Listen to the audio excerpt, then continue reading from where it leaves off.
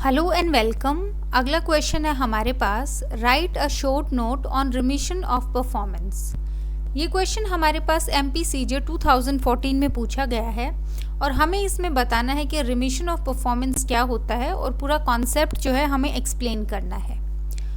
Answer हम start करेंगे introduction से। इंट्रोडक्शन में आ गया हमारे पास सेक्शन 63 प्रोवाइड करता है कि एक पार्टी जिसके पास राइट है डिमांड करने का परफॉर्मेंस जो है कॉन्ट्रैक्ट की, वो क्या कर सकता है, रिमिट कर सकता है, डिस्पेंस विद कर सकता है, मतलब इसको कैंसिल कर सकता है, ख़त्म कर सकता है।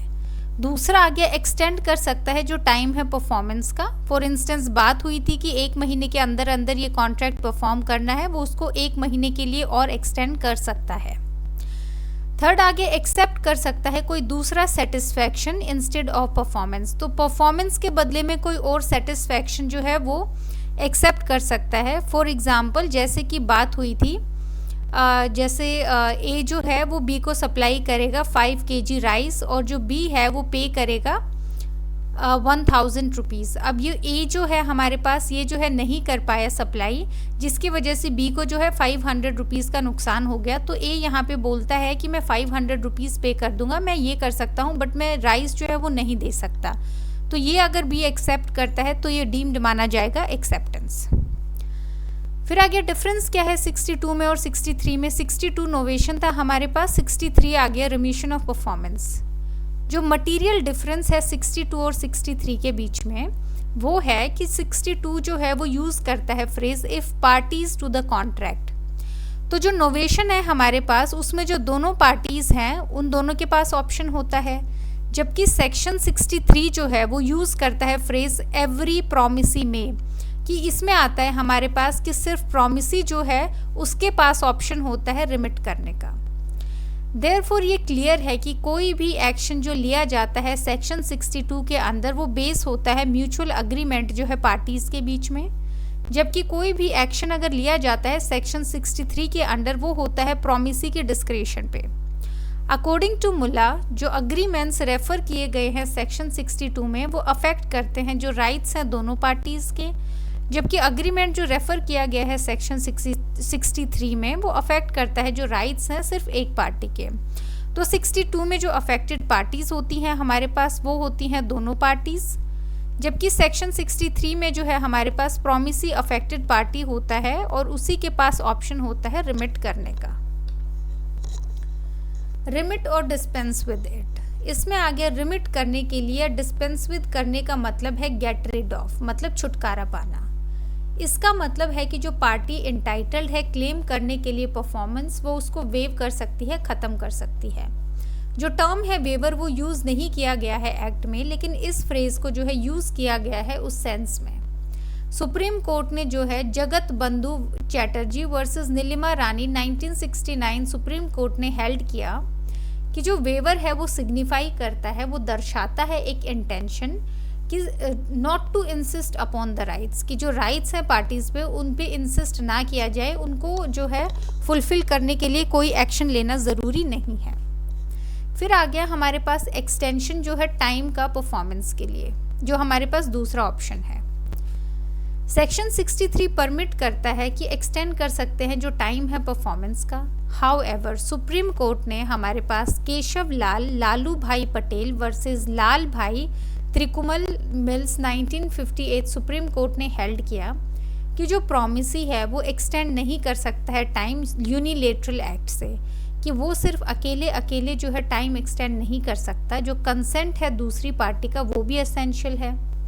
ये नोट किया जाना चाहिए कि कोई भी कंसिडरेशन जो है वो ज़रूरी नहीं है टाइम की एक्सटेंशन के लिए। तो इसमें 3 चीज़ें हेल्ड की गई। पहला है कि यूनिलेटरल नहीं होगा, सिर्फ एक पर्सन नहीं कर सकता, कंसेंट चाहिए दूसरी पार्टी का। तीसरा आ गया कि इसमें कंसिडरेशन की ज़रूरत नहीं है एक्सटेंशन ऑफ टाइम के लिए, जो पार्टीज़ ने कॉन्ट्रैक्ट में पहले से ही कंसिडरेशन जो फिक्स किया था वही जो है चलेगा। फिर आ गया हमारे पास सेक्शन 55 पैरा 3 जो है वो स्टेट करता है कि अगर प्रोमिसी ने नोटिस दिया है क्लेम करने के लिए कॉम्पनसेशन, जब वो एक्सटेंड करता है जो टाइम है देन वो लाइबल होगा कॉम्पनसेशन के लिए। अगर कोई नोटिस नहीं दिया गया तो कॉम्पनसेशन जो है वो क्लेम नहीं किया जा सकता।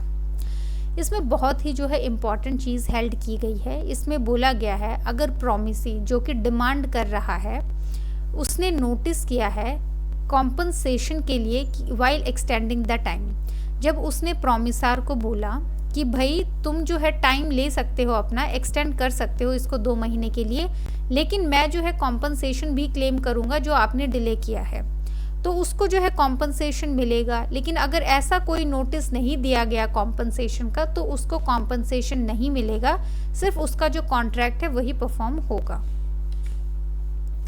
फिर आ गया हमारे पास अकॉर्ड एंड सेटिस्फैक्शन। सेक्शन 63 जो है वो प्रोवाइड करता है कि प्रॉमिसी जो है वो एक्सेप्ट कर सकता है इंस्टेड ऑफ परफॉर्मेंस, परफॉर्मेंस की जगह प्रॉमिस के कोई भी सेटिस्फैक्शन जो उसको ठीक लगता है।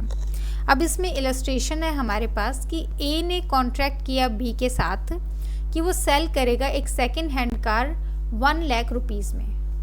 अगर बी जो है वो unable to sell the car, वो एबल नहीं हो पाया, इतनी क्षमता नहीं रख पाया कि वो कार सेल करे, तो बी जो है इंसिस्ट कर सकता है कि सेकेंड हैंड कार की जगह वो उसको सेल कर सकता है एक नई बाइक। इस केस में ए जो है वो डिस्चार्ज हो जाएगा परफॉर्म करने से कॉन्ट्रैक्ट जो कार के रिस्पेक्ट में।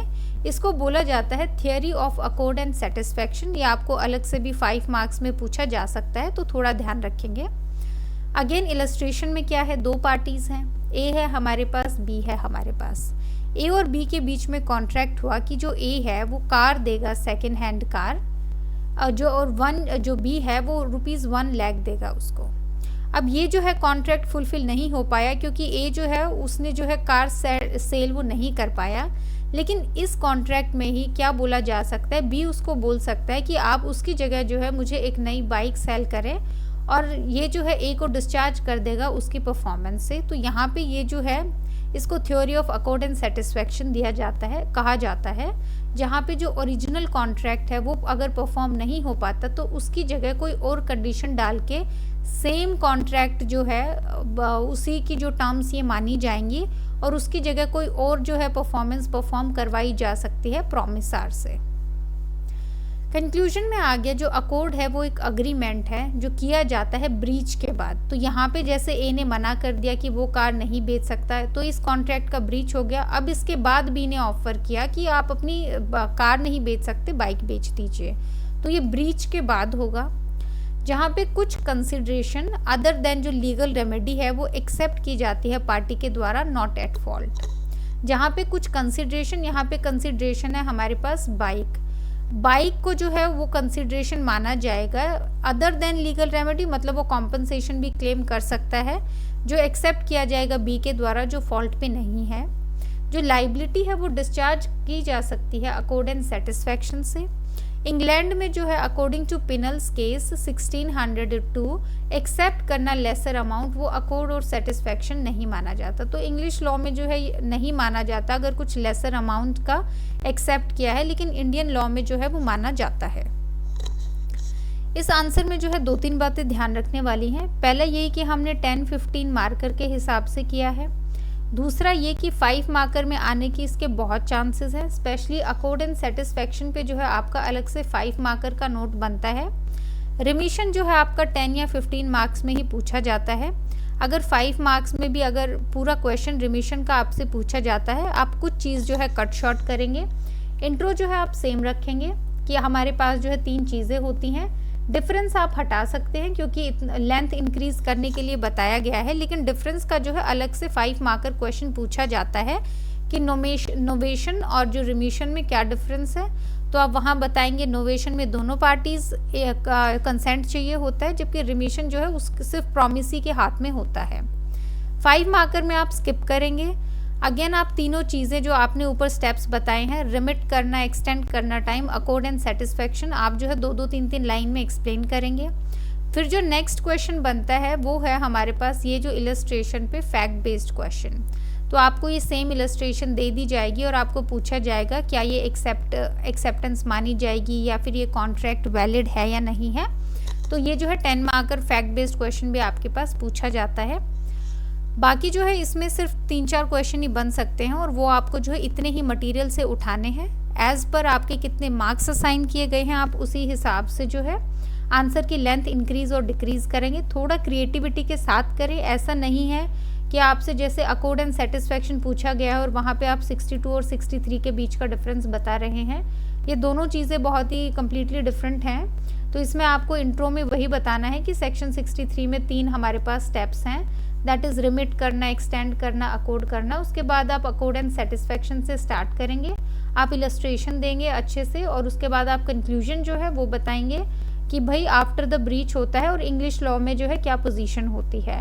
मोस्टली जो हमारे पास कॉन्ट्रैक्ट के आंसर्स होंगे उसमें कंक्लूजन में इंडियन और जो हमारे पास इंग्लिश पोजीशन है उसके बारे में ही बताया जाता है। बाकी जो है इस आंसर में हमने सब कुछ इंक्लूड कर लिया है। So thank you.